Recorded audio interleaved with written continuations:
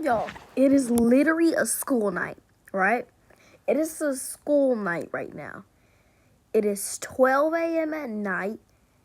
I was having a good dream, and these people in the neighborhood keep screaming. Uh-uh. I was literally, I woke up, I said, I know they ain't. I know they lying. Because how you gonna interrupt my sleep?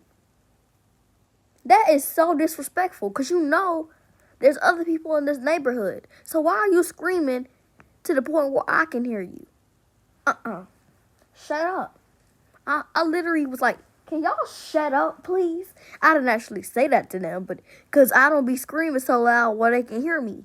I should have went up to their level and screamed, shut the heck up. It is 12 a.m. at night. Go to sleep. Instead, I said it quietly. They can't hear me.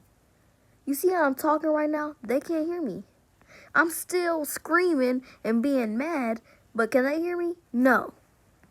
So you can still scream and be mad at someone and be calling them names and cursing and stuff. Be quiet. You can still be quiet because it's almost 1 o'clock in the morning. Like in 7 minutes, it's gonna be 1 o'clock. I've been, and I can't, and I know after I wake up, I cannot go back to sleep.